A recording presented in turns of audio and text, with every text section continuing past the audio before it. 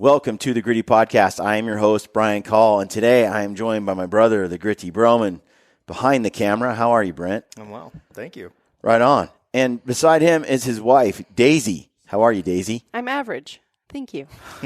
All right, this will be fun. I have my brother and his wife, and we are going to answer some questions. We got a little Q&A bit we're going to go through. I have actually been in Alaska hunting grizzly bear for it's been about 2 weeks, 15 days, 16 days. I've been gone between travel and the hunt itself.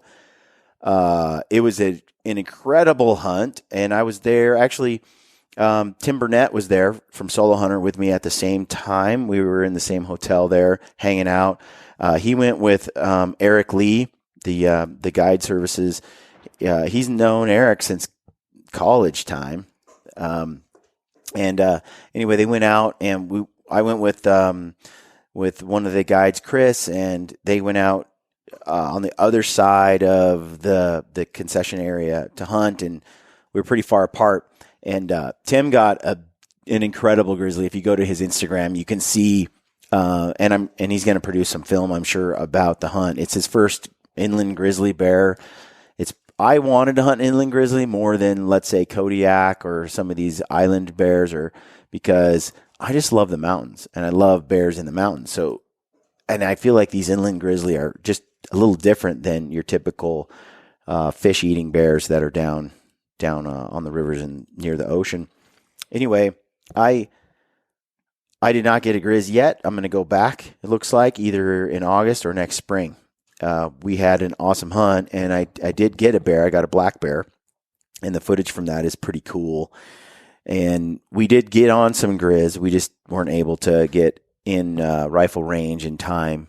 The timing was really late in the season. In fact, the only bear that Tim and Eric saw was the bears that they actually got on to shoot. There was actually two bears with Tim at the time when he took the shot. He picked the bigger of the two, but the rut had started. A lot of the bears had moved out of the mountains, had gone into the flat. Anyway, that's a whole nother discussion I want to get into later. That's just where I've been. I just wanted to give you all an update there. So we are hitting the ground running. We have a bunch of film content we're getting ready to drop. Basically, not starting tomorrow, not starting this Sunday, but the following Sunday, we are committed, Brent, to dropping at least one show every Sunday up until September. That's the goal. We're cranking. So we have a lot of bear footage. We have some elk footage, some cool films we're going to bring to you that we're going to drop every Sunday moving forward. I know a lot of you have been asking, hey, stop with the podcast. I just want to see films. Sorry, I have to go out and do the thing and film it so I can come back and produce it. Otherwise, and unfortunately, there was just a lot of hunts to try to squeeze in. So now we have all the footage in the can, and it's ready to present to the masses, and it's going to be cool.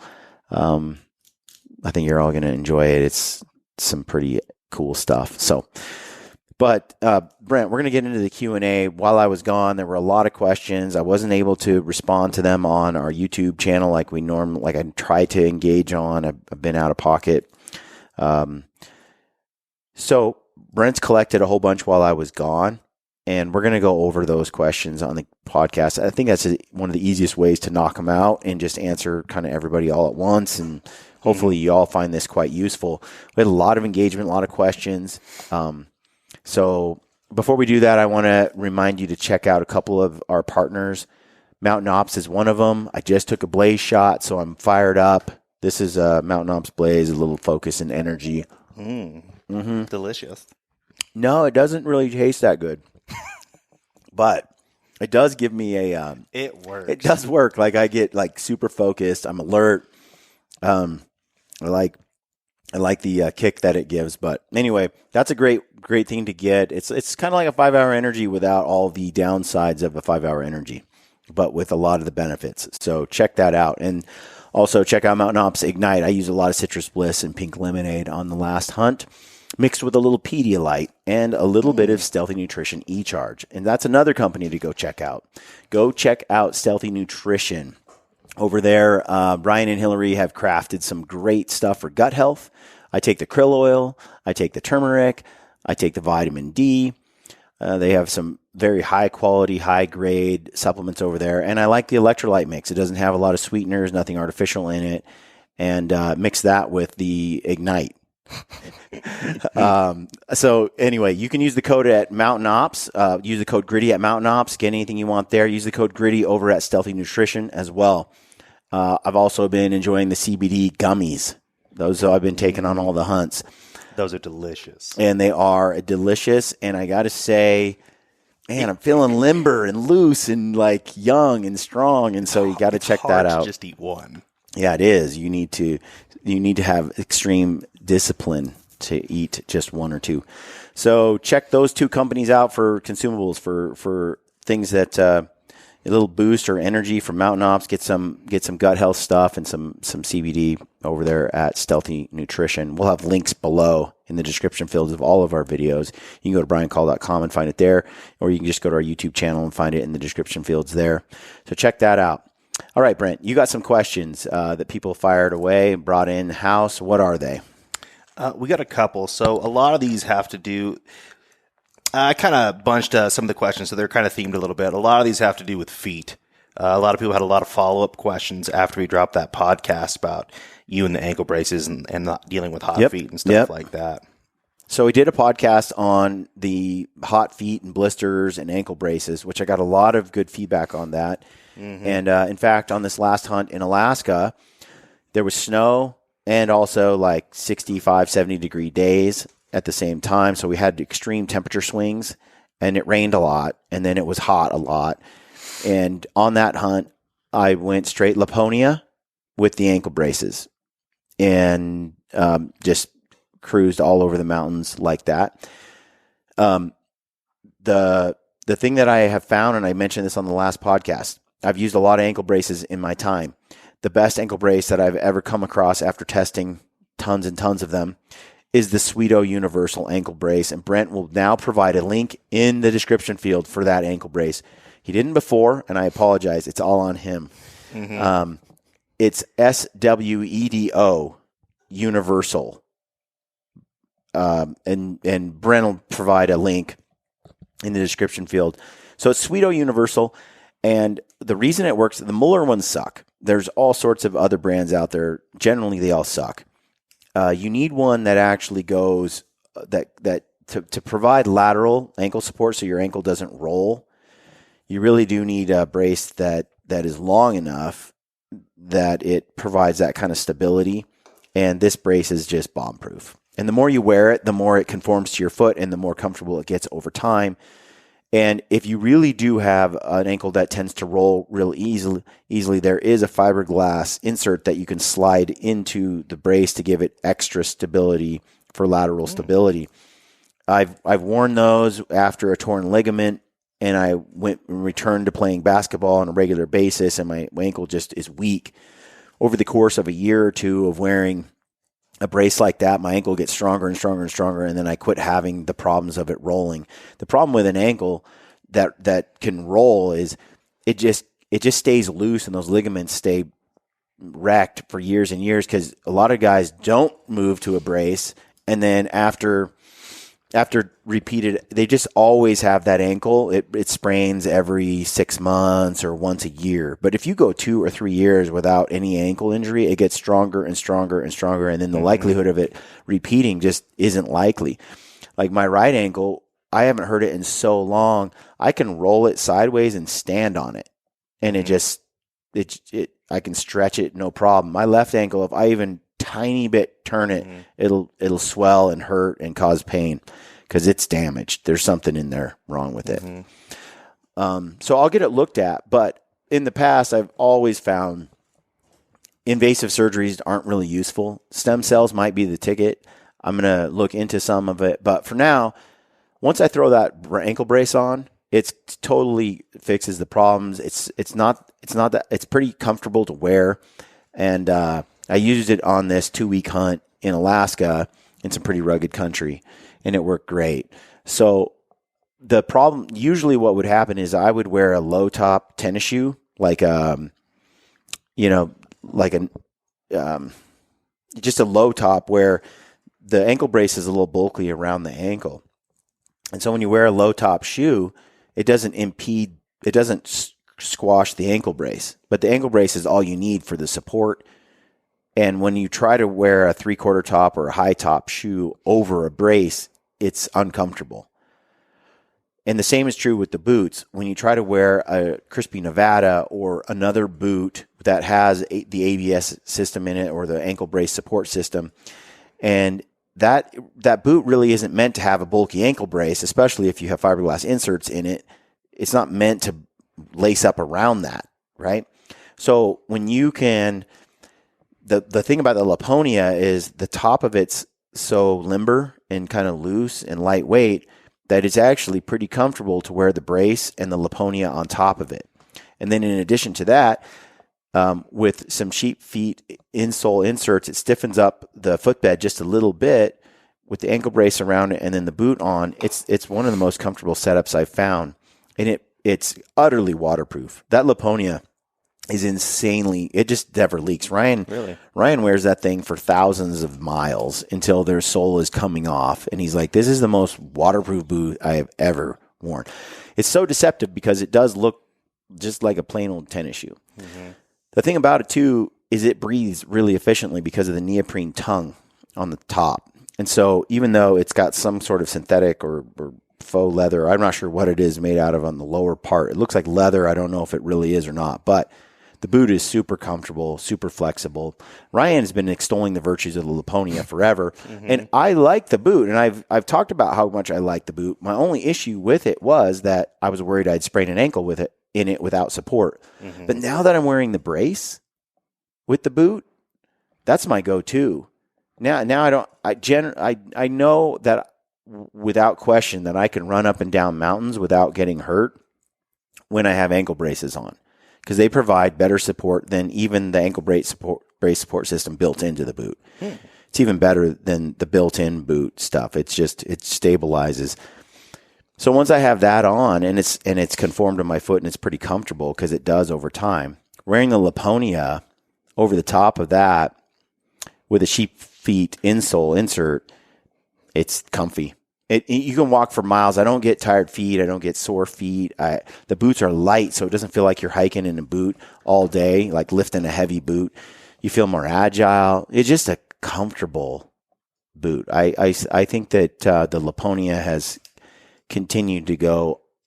Well, there's a small army of people, swelling army of people buying the Laponia, but I think that number is just going to keep going up. I still love the Crispy Nevada uninsulated for some more warmer seasons. But once it starts to get real cold, I'm either going the Crispy Nevada insulated or when it's really late season and it's really cold, I just do the Wild Rock. I go straight to the heavy duty warm boot, and I have to, or my toes and stuff will just freeze. That boot don't play around though. That's a big boot. That boot's nice. It's tall enough that you're walking through streams and stuff, and with your gaiter on, you're not going to get water coming over into your boot, and you're able to just stay warm in the mornings. And your boot is totally waterproof. I loved it in all my like Kodiak Island or even late season hunting elk in like a foot of snow with snowshoes. When it's 10 degrees or -5, the Wild Rock is the boot of choice for that cold season stuff. Last year, my friend Ryan Mickler at Order of Man podcast, he was asking me what boot, and he was leaning toward maybe an uninsulated or insulated Nevada, and I'm like, what season? And he was like, oh, like third season Colorado. And I said, no, do the Wild Rock, brother. Use the Wild Rock. You won't be disappointed. He switched over to the Wild Rock. That's when he got. And the year before, he had a boot that wasn't really well insulated. And he's like, man, I'm so glad you recommended these. These were night and day. And then when Ryan and I hit up the mule deer with Paley and his daughter and him and me, when we went out with Sly, we went out there. It was cold. I mean, cold. You see all the snow on the ground. You see the ripping winds. I wore the Wild Rock on that hunt. And when it's that cold, I'm just thankful I have it. that is the boot of choice for those late season hunts, in my opinion. So I'm leaning toward the Laponia for all spring, summer activities and into the fall as long as I can. And then the insulated Nevada at some point, if needed, to bridge between that and the Wild Rock down the road. But that Wild Rock is the Nevada. What people don't realize is the Nevada is like a nubuck leather. And so the outside of it's pretty supple right off the bat. It's not a full grain leather. It's a nubuck. And so what happens is, it almost feels good. It feels good on day one. You can pull that Nevada out of the box on day one. And then you can start walking down, and it feels very flexible and really nice. But it can also be susceptible to hot, cold, and shrinkage. And it's just a softer, more supple leather. And over time, it can that leather will shrink up a little bit over time, even if you're really diligent about treating it. About the time that it's kind of wearing out, the leather's shrinking too much, and it's about 1,500 to 2,000 miles, I have found, put on the boot. It can start to get a little bit crowded in the boot. So I always go a half size bigger on the Nevadas. Now, on the Wild Rock, I go a half size bigger just because I like to throw on an extra sock, or I like to throw in the foot inserts, whatever it is, or I even throw in foot warmers later in the season into the Wild Rock. So I would recommend, I think the Wild Rock is, it's a full grain leather. Mm-hmm. So the outside of it is actually like the leather on the outside of the animal, right? And so it's tougher, and that leather isn't like the flexible nubuck leather comes on your Nevada. It's not prone to shrinkage. It's just much thicker, a little heavier. And that Wild Rock seems to be a boot that I'm going to wear I'll get more miles out of that. It's a little stiffer at first, but it's going to last way longer, I think, than the Nevada does. So that's been my experience. That's where I'm at right now. Brent, what's the question? There's another question that kind of piggybacks off that. Someone said they were getting ready to order some sheep feet insoles and was wondering what the setup looks like with the ankle stability that you have. Mm-hmm. Do you run a heel stabilizer or not? And what was the cushion thickness did you go with? On my sheep feet? Uh-huh.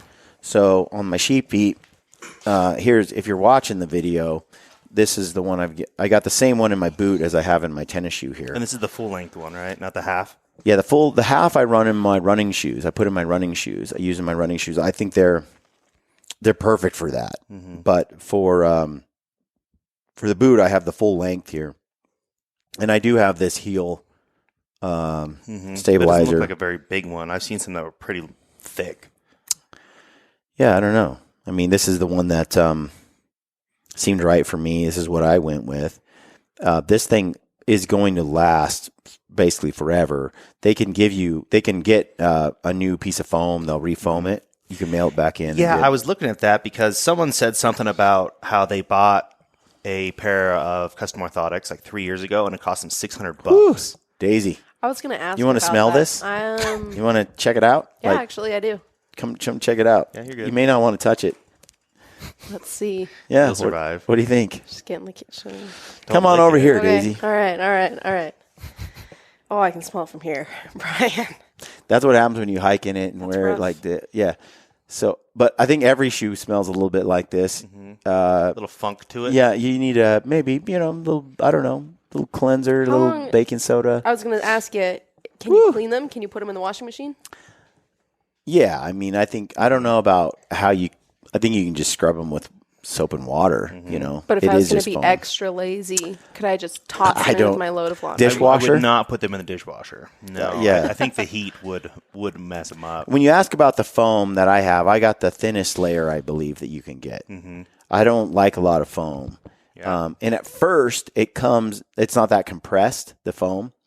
But as I wear it, it gets a little more compressed. And then I actually like it better with that thinner. It says about every 2 to 3 years you should get those restored, and then about every 3 to 4 years, if you don't get them restored, you should probably just go ahead and replace them. Yeah, I pull them in and out, throw them in different boots. You can cut the end a little bit to customize for your for your shoe, but they don't look like much, but holy cow, do they. I mean, this is conformed to my foot based on my foot mold.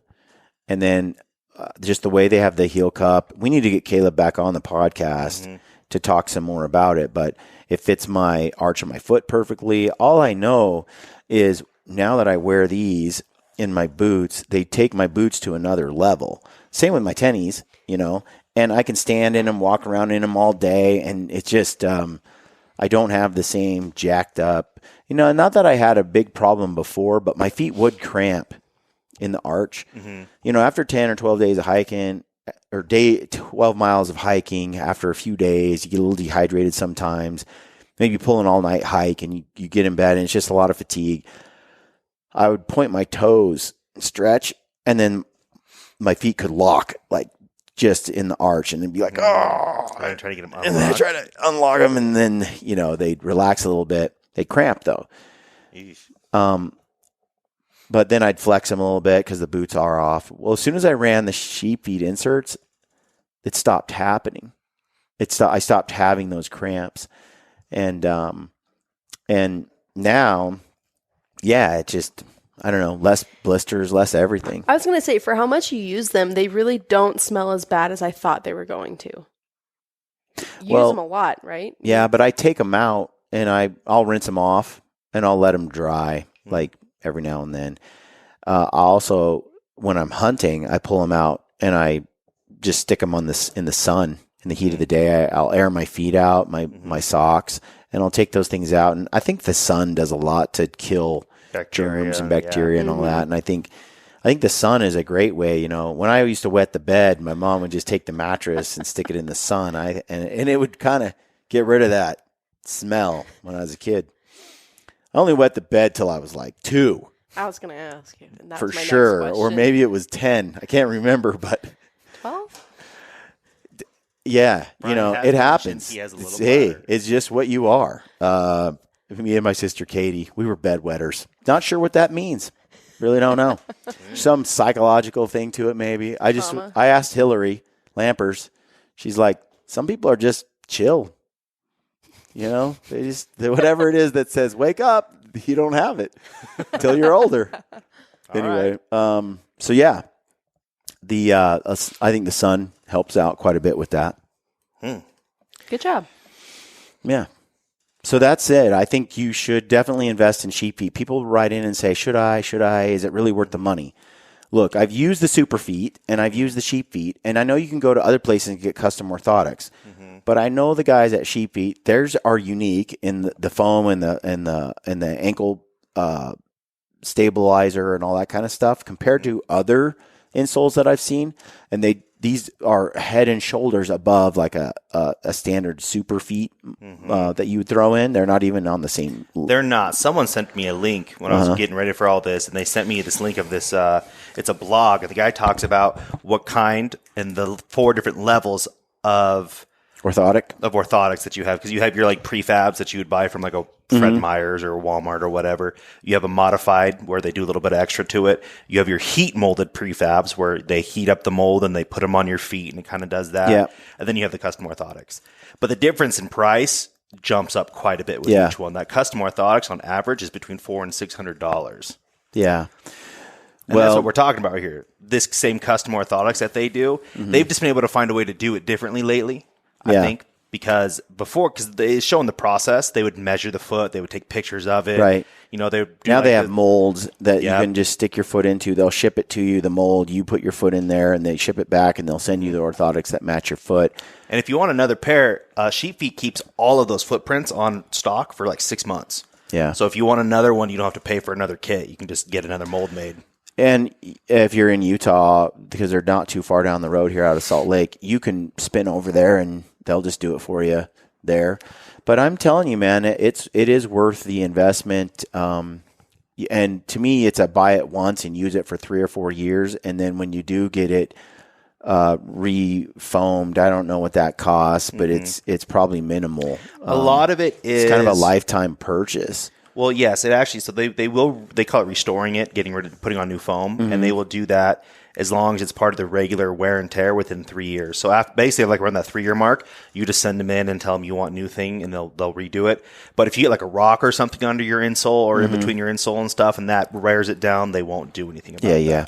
Sure. Just normal wear and tear. Or they melt it on the fire because they were trying to dry it out. How often did that happen? Not anymore. I don't put anything near the fire, because I run. It's just not worth it. I run the hot tent with the stove and the teepee, and it's easy to take my tripod and just set it up so it's above the stove in height, and then I just take my insoles and I just drop them in like a mesh baggie and let them hang up there in the teepee, top of the teepee, or I tie my boots and I drape them over the tripod, and that way I get it up in the canopy of the teepee where the indirect heat from the stove is kind of just warm up there. It's like 75, 85 degrees up in there. And then I run the Graxaw boot dryers as well. And sometimes I just leave the insoles in there if I don't need to pull them out because they're not that.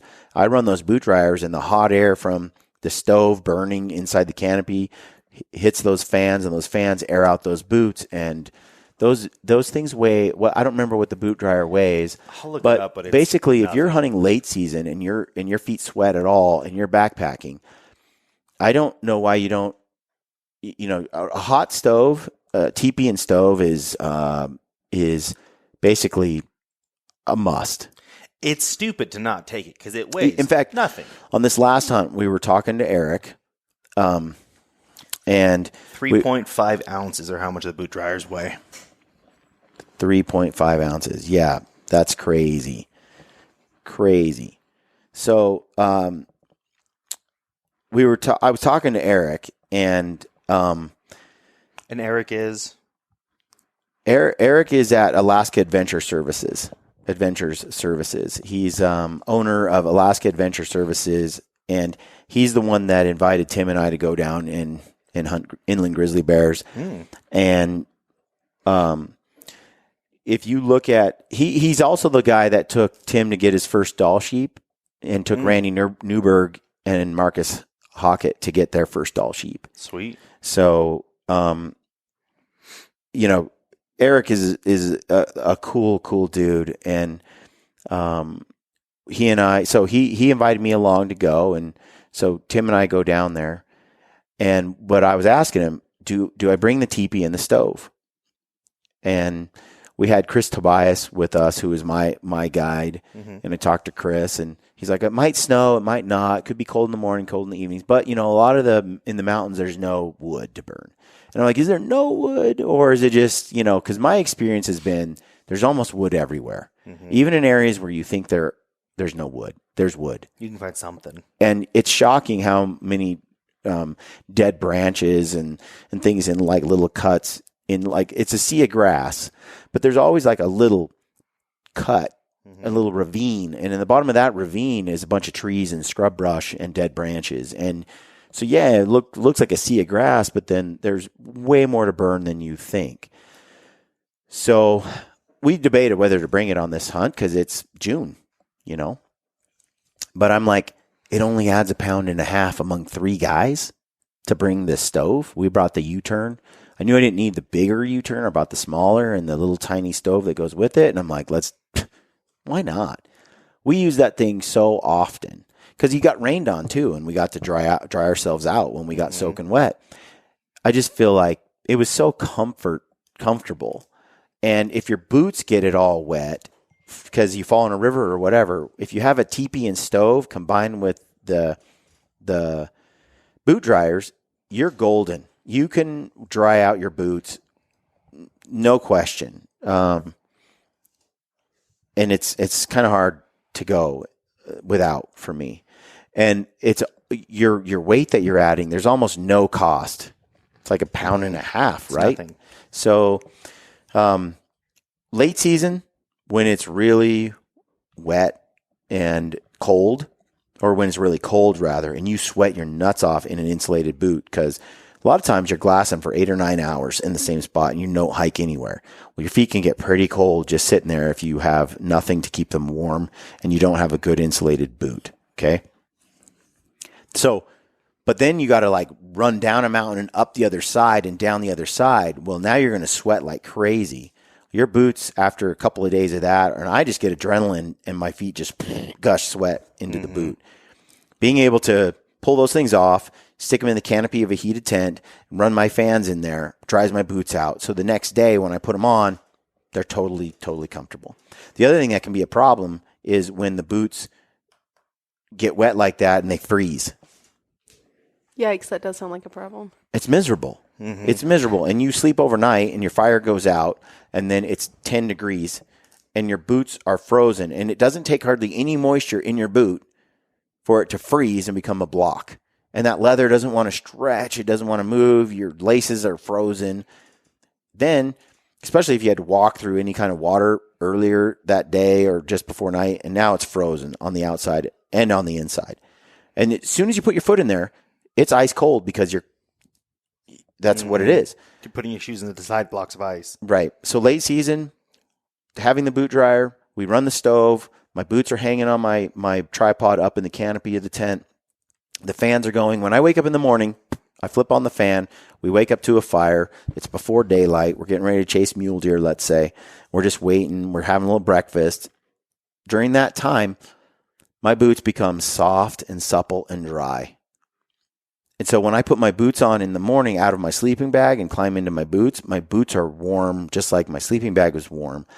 And once I hit the snow and start hiking, I have dry, supple boots that kept my feet warm when I put them in, and therefore I'm ahead of the game.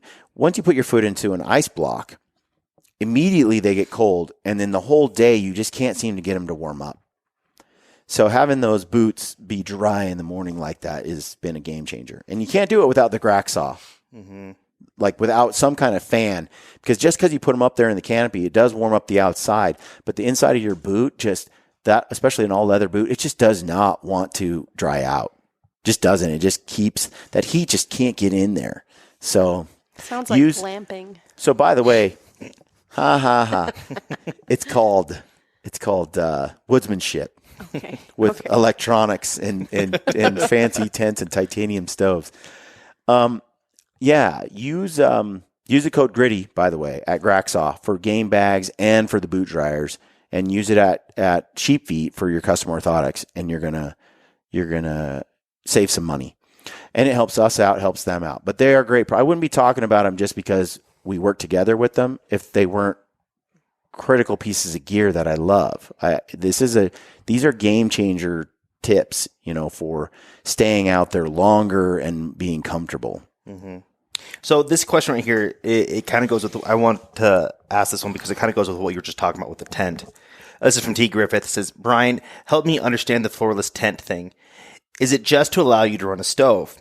I've seen you guys use the floorless tents during the spring bear with no stove, where maybe a floor might help protect from bugs. It also seems like using the stove on frozen/snowy ground would just turn it into a sloppy, muddy mess. Can you help convert me to floorless?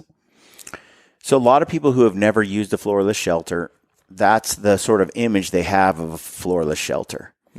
That, it's hard to wrap your mind around the fact that you're on the ground and that without a floor, water's going to in the snow. Water or snow is just going to come in and just make a mess. The mud thing is rare. Like what he's saying, it's the melting. It's very rare. It can happen every now and then if you set your tent up in a very desperate spot. Just like where maybe he's got a bowl or something? No, where it's like frozen mud. Oh, yeah. It's true. Frozen mud. And you're like, there is no other flat spot. Then you turn on the stove and frozen mud turns into soft mud once you heat it up. Weird. And so that can happen. Generally, though, the area underneath your air pad and underneath your ground cloth, it doesn't thaw out. It's just the spot right around the stove, so the mud is only right there. But that's just that's like only when we've been stuck on the top of a mountain. There's no other flat I can only think of it one time happening to us. I was going to ask, has it happened to you? Like one time. Where at? Way up in the mountains, Daisy, we late don't tell people season, where we hunt. like early November, and there was one spot and it was just frozen mud, and the storm was coming and the wind was coming hard. And Ryan and I actually threw it on the mud spot, and then we stacked up logs about 3 feet high around the entire base of it to create a wind block, which a lot of people don't.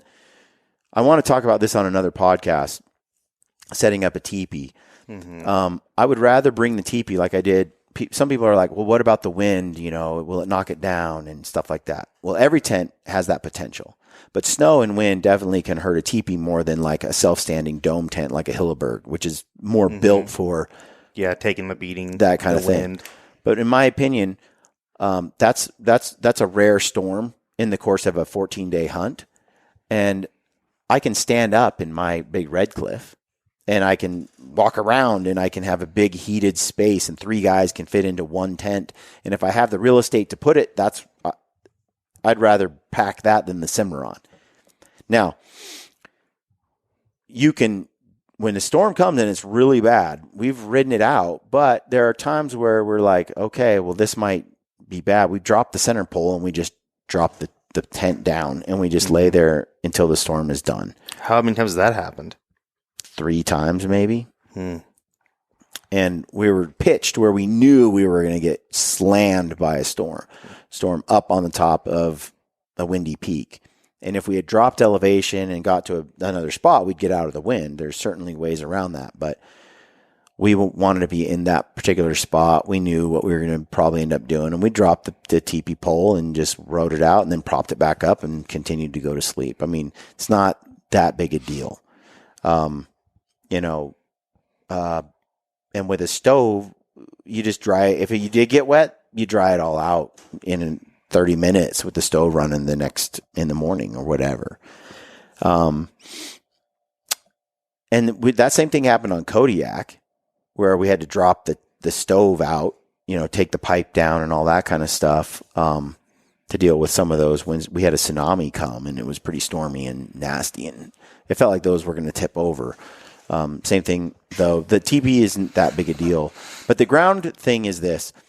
Look, when you throw out a ground cloth, and each of you have a ground cloth, I have a pretty good sized ground cloth. Mine that I've been using on the last hunt was a piece of Tyvek I got for $19 off of Amazon.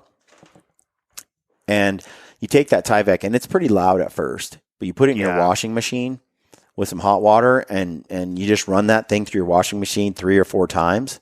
Is it the wash machine, or is it just the dryer? The washing machine. It is the washing not machine. the dryer. Don't do the dryer. The dryer will wreck it. Melt it. Yeah. You just put it in the washing machine, and the water and the machine just like bends it all up and crushes it. And now it doesn't make any noise. It's pretty supple, and it's really loose and limber. It's not hard and like a sheet. And I just throw it out on the ground, and it's pretty. It does a really good job. It's wide enough. Now Ryan is running the thicker felty type material that Seek Outside sells as their ground cloth, and you could look it up, Brent. Is that the Matty McMatt face? No, that's EVA foam, and that's pretty thick and heavy duty foam. It's also insulating. It's just I don't want to pack that much weight. The other mat that they sell is Ryan has never had a puncture in his mattress through that mat, whereas the rest of us have had a lot of punctures in our mattresses. But it's a little heavier, but not by much. This is the first time I've ran the Tyvek, and so far with Tyvek, I haven't got a puncture in my at all in my mattress. So the way that I look at the ground, when you run your teepee and you set it up and a rainstorm hits, water does not flow underneath the teepee. It just doesn't. Like if you stood there with an umbrella and the rain came straight down, if you'll notice, the area right where you're standing stays dry. If you're under a tree, same thing. It just stays dry under the tree. It doesn't like the amount of rain that would need to hit the ground for it to pool up on the ground and roll to where under your teepee is gobs of rain that you're not going to have on your hunts, So you don't have any water come under the teepee. Now, if you set it up in a depression where water collects in a mud puddle, then yeah, I suppose you could get that. But it's common sense. You'll be looking around and you'll be like, this is a dry spot. It's kind of up on a little knob and it's easy. You set that up, you throw your ground cloth down. And the reason to go floorless is weight. That's a major reason. And a stove. You can't burn a stove with a sil nylon or a Cuban fiber bottom, right? So weight is huge. You're talking about almost the shelters weigh half as much when you can get rid of the floors. Mm-hmm. Your floors have to have like a bathtub. They have to be a little bit thicker material so that they last because you're going to be sitting on them, laying on them. They add weight to a shelter. When you have a shelter as big as the Cimarron, or the Red Cliff, it's bigger than this table, this footprint. You're talking about... It's huge. It's a massive footprint. We can't stand up and touch each other from the other side of this table. It's big. Yeah, we'd be... I mean, you're talking about, it's at least, I don't remember how many feet across, 10 feet across. Mm-hmm. And so from base to base on the rectangle side, probably, I don't know, 8 feet, you have to check, but it's a big space. If you had to bring a floor that covered that whole space and then how it wraps up and all the stitching with a floored shelter, it adds so much weight to the shelter. And what do you get for it? Well, you get a little bit of keeping some bugs out, right? But in general, a lot of times you still have to bring something to protect your pad from getting flat because the floor of the teepee or the floor of the shelter you're in is a little too thin. You're still likely to pop. So the Red Cliff has 132 square feet. Mm-hmm. And what's the footprint? 9 by 6 or something? Or it'll show the dimensions. 102 by 156. Corner to corner. Inches or centimeters? Inches? 130 inches by 137 center to center. 137. So 130 by 170. Yeah, it's like 10 feet by 8 feet or something. I'm no mathematician, but it's big. It's real big. It's enough for 3 guys, all their gear, and a stove. And if I had my choice, what's the weight difference between the Cuban fiber Red Cliff and the Cuban fiber Cimarron? Let's see. Because Ryan and I have drifted more and more to bringing the Red Cliff if we're hunting in an area that accommodates the large space it requires. If there's plenty of areas to find to pitch that tent because it's not so steep, then we're going to go with the big dog.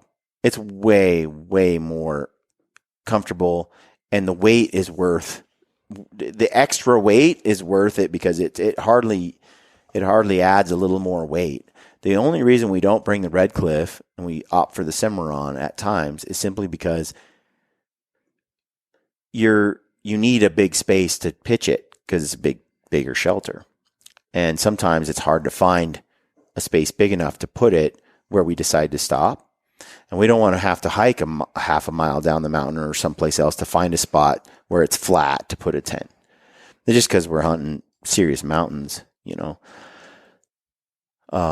In fact, when we were hunting bears earlier this year, we wish we hadn't brought the Cimarron. We could hardly find a spot to put it up. Every day was a challenge to pitch it.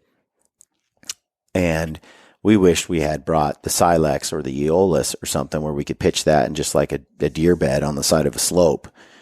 That would have been a lot easier to just each of us bring a single man because of where we were hunting. But when possible, bring the Red Cliff. But here's the deal. Back to this person's question about the Floorless. Mm-hmm. It's weight, and the weight isn't worth it. Get rid of the weight. The Floorless is way lighter. So you have this massive shelter without the weight. And if you did it in Cuban fiber, it's like 1.5 pounds or 2 pounds for an 8 by 10 or 11 by 9 or something space. And then also, it gives you the option of running a stove. You can't run a stove in a shelter with a floor. Now, the other thing is the weight with the stove and the teepee for 3 guys in the Red Cliff. I mean, you're talking about like 3.5 pounds total split by 3 guys. So each guy carries a little over a pound or a pound and a half, right? And you have a massive shelter with a stove. And there's no comfort. There's nothing, no other tent with a floor is going to be more comfortable. The other thing is once you turn on the heat inside, the bugs leave. Like if you run a stove, so mosquitoes all over in Alaska. They're just everywhere, right? And people are like, you need to bring some DEET and some bug spray and we wear a net at night. You know what we did? We turned on the stove and they just die. It's 70 degrees in there, 80 degrees in there. A mosquito can't hack it. Neither can all the other bugs. They kind of leave the shelter or crawl along the ground or get the hell out. That heat can do a lot to get rid of certain bugs. Now, a hornet might prefer the heat when it gets cold especially or something like that. But in general, bugs are not that big of a deal. We did that ticks podcast the other day on ticks, right? It is creepy to sleep in a floorless shelter and have ticks, have the potential to crawl on you or spiders or other things. But our experience has been, and this is after years and years and years of sleeping in a floorless shelter, you throw down your floor, it's pretty big, your ground cloth. It's not like it's not covering a lot of ground. That bug has to get on top of that, come all the way across, crawl onto you, and get onto your sleeping bag. Not that they don't. And if I'm in scorpion country, maybe I do run a floored shelter. But our experience has been in all the areas that we hunt that the pros outweigh the cons. You get the heat, you get the big giant shelter that's comfortable without the weight. And the bugs tend to disappear, especially the mosquitoes, when you get a stove going. And in addition to that, any of those ticks or whatever, we did a whole podcast on it. I do tick checks before I go to bed. I do them in the morning when I get up. We just are always checking to make sure that anything we got on us, we've plucked off or gotten rid of. And we still have never had one burrow into us yet. If we do a daily check here and there, and we're tick loaded. I have video of I think we took 15 or 20 ticks off Ryan's head all at one time. That's gross. Just sitting there for about 5 minutes. Was it on his head or was it on his hat? His hoodie was up, and they were just crawling up his body, and they were all climbing to the top for some reason. They like his and they're just staying up here on the top. And I'm just picking them off, putting them in a Ziploc, until I collected a bajillion. And I was pulling them off me and putting them in a Ziploc. We didn't have time to smash them all, or we're just collecting ticks every 2 minutes, just bioweapons in a plastic bag. And so these things, they also seem to crawl on you. And I did a whole podcast on it, so go check out that one if you want to know more about how we handle ticks. But neither one of us want to spray ourselves down with permethrin. That stuff messes with your hormones, and it's not good for you. So I try to stay away from that stuff. So far, just checking up and making sure, you don't let one be on you long enough to find a home has been fine. So we don't sweat the ticks that much either. I know that freaks people out, but honestly, if you're shameless and you're okay with just like me dropping my drawers and do you see a tick here? Do you see one? The Ryan is funny. I've never seen Ryan with his shirt off. That man is, he's introverted. He's a never dude. He just keeps to himself, and he seems to only get him right here and pull him off. Me, I'm like, hey boys, you see anything? My pants are at my ankles, and I don't care. I don't care who sees me naked. It doesn't bother me at all. But it's those poor people. But I'd rather subject them to my white rump and not have a tick problem than and for some reason they do crawl on me and they find places like that. With Ryan, they don't seem to go below his neckline. They just go to his head. So he's always able to pick them off. He never has them. I had one in my hand right here trying to burrow in the morning. I had another one on my other hand, like in my hands. I've had him. Weird. Livesey has them on his chest and back all the time. And he had one in his ear. That was like, I had to pick out of the top of his ear. The thing is, how do you not feel that? And I found them in my hip belt a lot. And then they love my kneecaps. I don't know why. They just, I'll pull them out half, like kind of poking into my kneecaps.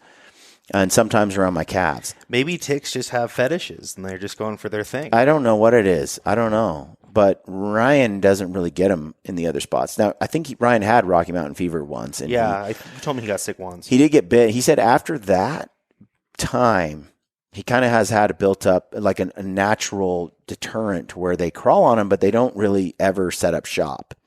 Weird. Which makes you wonder if his body responded to it in some way with some immunity in some fashion that makes those ticks sort of, they love me. But maybe you should just go get bit by one and get it over with. No, that's a bit of a rolling of the dice. Yeah, that's not really bad idea. It works, yeah. But so anyway, I just don't think it's an issue. I think with the ticks and the bugs, the other thing when we were in Alaska, here's a little tidbit that's beautiful.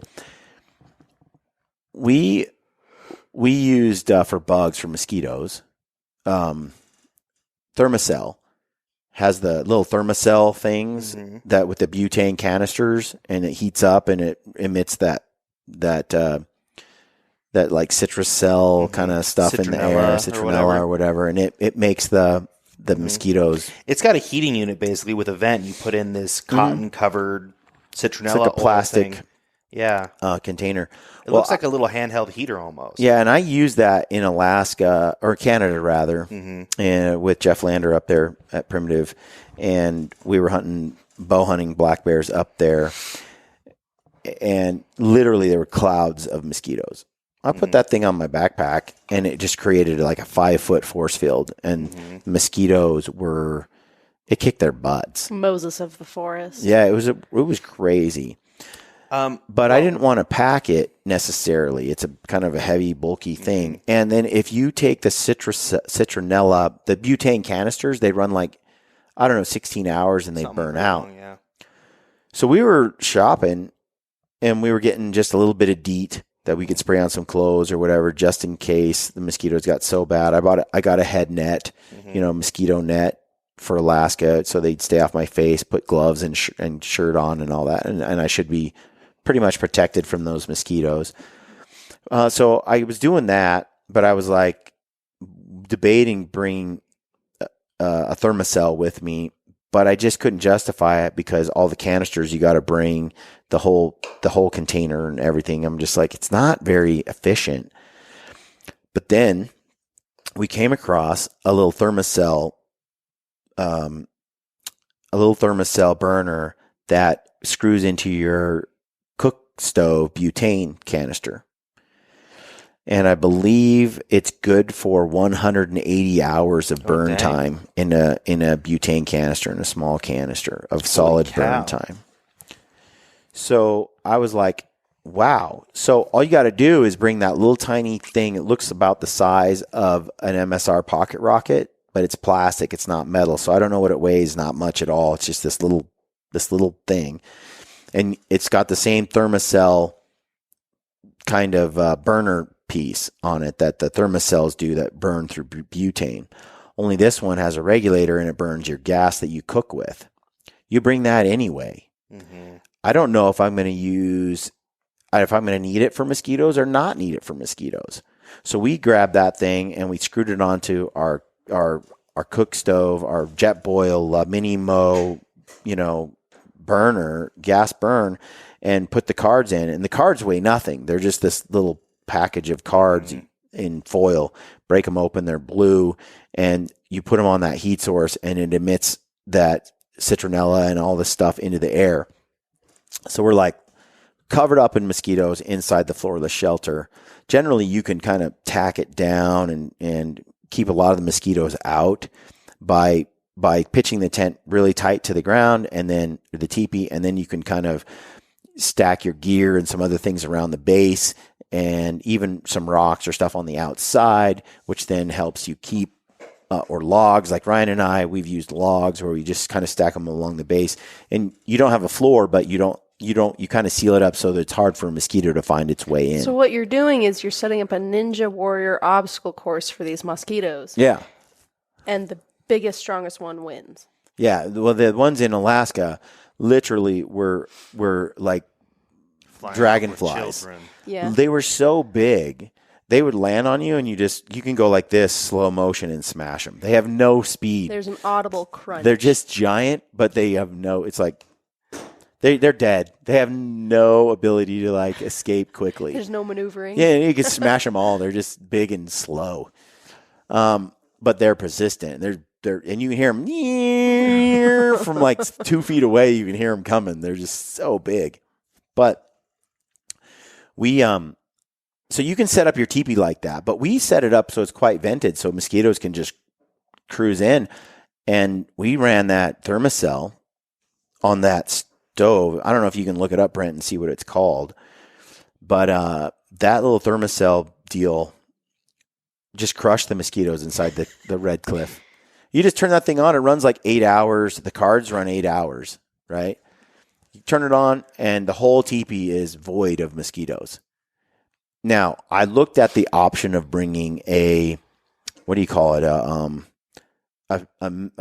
net. You can get from Seek Outside and these teepee makers, these Floorless shelters. You can always get generally they make a nest to go with the teepee or with their shelter.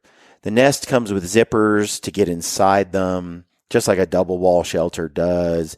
It comes with mesh, a floor, all that kind of things that your standard double wall shelters have, which add to their weight. I don't like them. That thing weighs it more than doubles the weight of your tent to have it be floored. I hate floored shelters. How much time do you have in between changing of the cards on the thermocell that the bugs get back in? 10, 15 minutes. Okay. They were right back in as soon as the stuff wore off. But you got 8 hours of burn time. So we slept with impunity. Just no bug net on my face, arms hanging out, exposed, hands, and just slept like a baby in there with mosquitoes. It's funny because the mosquitoes get within range of the thermocell burner. They come in and they just immediately start crashing into walls and hitting the floor, and they'll even land on you and then fly off. It's like they're completely physically impaired. It doesn't seem to kill them. I don't know what it does, but it makes them drunk. It like weird. Intoxicates them. And so they'll even be crashing into our heads, and we're eating at this, outside in a circle with the thing burning, and we have them bumping into us and buzzing, and they'll come in like hot, like, oh, food, and then they'll get hit by the wall, and then they'll just crash, ricochet over here, and they just get drunk. And so even though they're landing on our arms, I'm like waiting for them to do something, and it just like stumbles and then falls off, gets up, flies over here. It's like they're completely incapable of striking you once they hit the cloud of thermocell stuff. So, and these are giant mosquitoes, so I think they had a little more resilient against them. Rather than flying away or like getting hit, they would still bump into you and be around you a little bit. And then but inside the teepee, that seemed to just trap that stuff a little bit more. Even there was plenty of ventilation through the top and through the top vent. So when we weren't burning a stove because it was a hot day and a hot evening, we would just turn on the thermocell. Or if we let the stove burn out, we had the thermocell going. So because the mosquitoes, they died right away with the heat. I mean, they were just done. They didn't even try to come into the shelter. It's too hot for them. So, bugs to me and having a nest, it's not worth it. Not with these other tools. So if you bring the thermocell and you bring that little tiny thing, you just plug it onto your gas stove, butane when you need it. If you don't need it, you don't run it. We only ran it like 3 nights out of the 10-day trip, but those 3 nights, it was glorious. It's glorious. So it's called the Thermocell Backpacker. Okay. The Thermacell backpacker. Brent will put a link in there. We get no credit for this. There's it's 4 ounces. How much the thing weighs? Thermacell did partner up with me 4 or 5 years ago. Really? And sent me a bunch of stuff. Huh. It's in a box in the garage somewhere. I should do a little giveaway if I can find it. But they were cool. They're just like, hey, here's a bunch of free stuff, and we could do some stuff down the road. And this was way back when. But I honestly don't run into mosquitoes that much like I did when I hunted in the Northwest. Yeah. And Prince of Wales, there was a lot of hunts in the Prince of Wales and in Canada where I had those problems. But in recent 3 years or so, I haven't really been in very much mosquito country, but this hunt definitely mid-June in Alaska is going to have some bugs.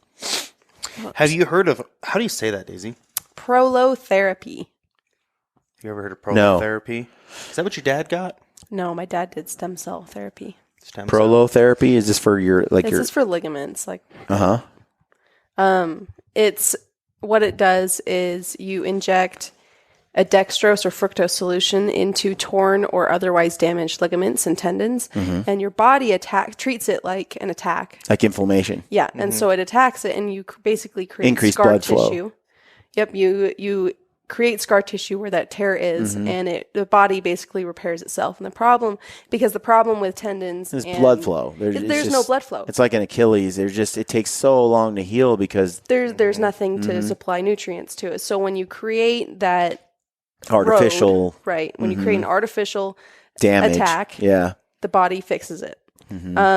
It's also comparable to PRP, which is platelet-rich plasma. It's the same concept, just different solution. Need to look into that. There is something wrong with the ankle. I'm not sure exactly what it is. Prolotherapy, we were looking at their average cost, and it was like $150 to like $400. It wasn't that out of this world. There's a place up in Ogden called RegenX, and that's what they specialize in. Really? Yeah. In the past, what I've done is I just made sure I didn't re-injure it, and I keep using it. And over time, it just heals. And I find like doing deep squats and things like that, it during the healing process, which is really slow, it still keeps the ligament extended and active during the healing process. So it doesn't, because back in the day in high school, they had me wear a cast. I was in a walking cast or an air cast for 6 months. So it was like 6 weeks, just no mobility. And then after that, this is back before they really, it was what they thought was the best thing to do. It was torn ligaments and broken bones in the ankle. I broke a bunch of bones and tore the ligaments. Tore one right off, and the other one was like partly detached. So they just immobilized it, right? And the ligament never reattached. So the one is just done. Dangling. The other one though has healed. And anyway, I don't know. I've gone 8 years in a row or so where I've had no issues at all, and my ankles feel amazing without any ankle support or anything. But then when I do injure it, it's a 2 year, 3 year healing process. So going to see what modern medicine has to offer wouldn't be a bad idea. Usually I just grit it out. Of course. Wear my brace and keep doing. So, yeah. But does that answer the floorless question? Yeah. I think. I think a good ground cloth, the weight savings, the fire, all of it combines. All I can say, like Chris went out there with me, and I told him, look, I'm bringing the stove in Alaska. And he's like, okay. Knowing full well, maybe we won't use it. We used it quite a bit. We got snowed on a couple of times overnight, and to have a fire that night, it was so cold and wet, and then to dry out your gear when you got dumped on. And there was plenty of wood. We could find wood everywhere we could find wood. Now at the very top we probably wouldn't have if we were hunting the very peaks, but we weren't up there. We were about mid-mountain, and even mid-mountain you could find wood to burn, something to burn. And it doesn't take much wood to burn to get a stack of wood like yay big. Will keep you going. It's a little shoebox thing. For the hours you need in the evening and the morning, it's plenty. And each time Chris was like, man, I'm so glad we have this stove. And we'd sit there and we'd just relax in the heat and be like, man, isn't this stove nice? And it totally makes all the difference. Even when it's mildly cold outside, there's something about heat and fire that just makes the stress of, or your yearning for comfort or to go home disappear. Mm-hmm. You can stay out in those mountains so much longer with fire. Fire is like the human crutch, it feeds the human soul. So when people are like, I don't know about Floorless, I'm telling you, you're missing out. You don't know what you're missing out on. And back to the floor, the ground getting muddy, most of the time what happens, that means you camped on severe mud. Usually what happens is when you run that stove, the ground is a little bit wet, and within 20 or 30 minutes, the whole the ground is now dried out.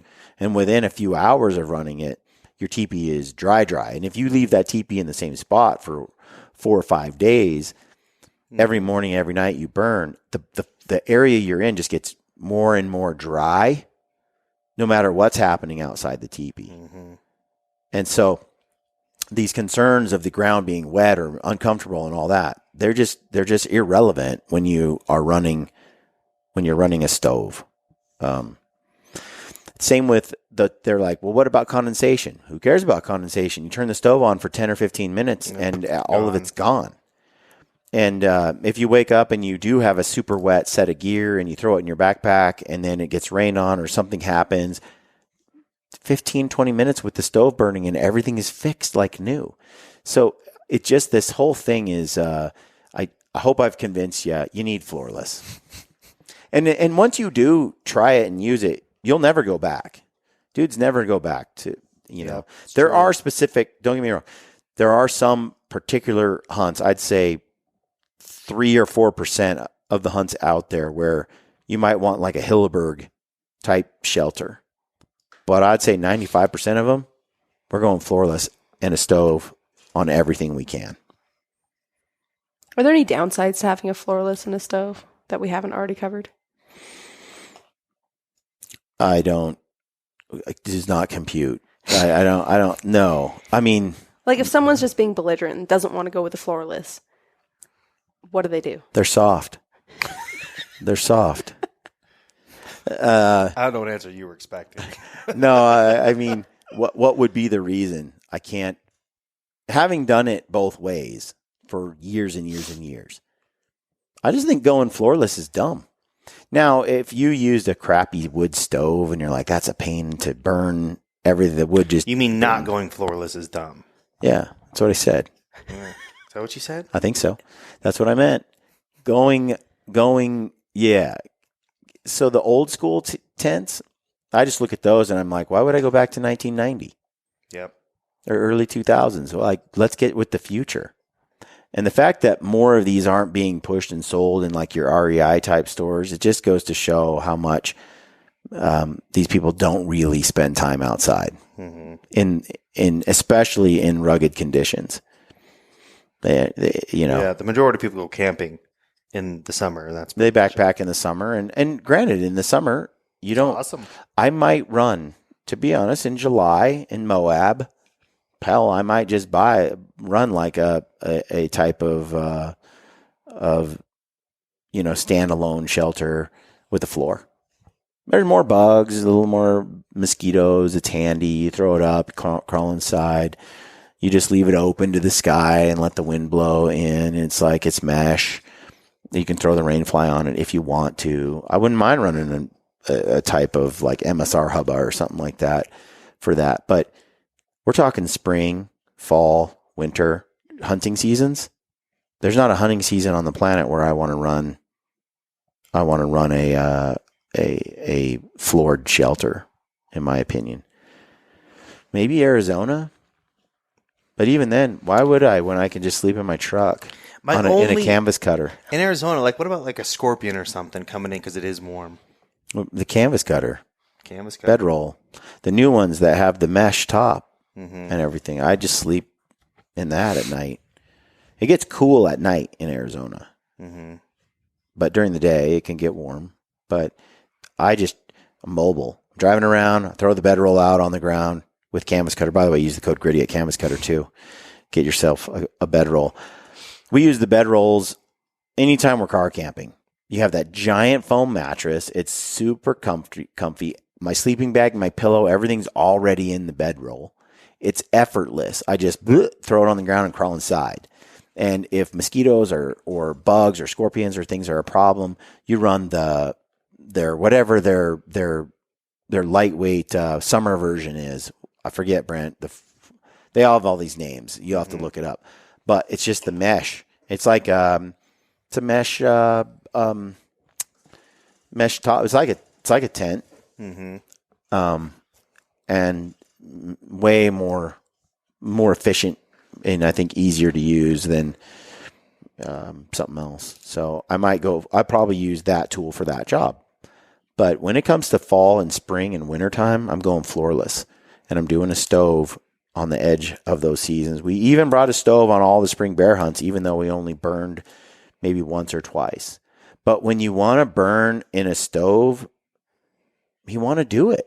It's and it's only split, but a little over a half a pound, 8 ounces per, 10 ounces per guy to bring the stove. It's kind of hard to justify leaving it behind. So anyway, we didn't get very far on those questions. So, but we need to wrap this one up. Mm-hmm. But that kind of fires away, answers a few. But there's a way more. We need to hammer through. I was going to say, we didn't even get through half the questions I had, but we answered some good questions. Yeah, well, I think we answered a lot of other questions, too, that people might have. But hopefully that was useful. Like we said, check out the links below in our description field for all the partners and affiliates that we have that help us support the show. And they're all products we dig, we love, we like. It's a win-win for us and for you and for our partners. So check that out. And thanks for tuning in. And stay gritty. Check out our films dropping every Sunday here in the next, starting basically when this, what's the date, Brent? Our first drop. Let's just say it right now. Yeah, the first will be June 26th. No, 27th. Except we're doing Sunday, June 27th. Mm-hmm. Yep. So check that out. Thanks for tuning in. Stay gritty.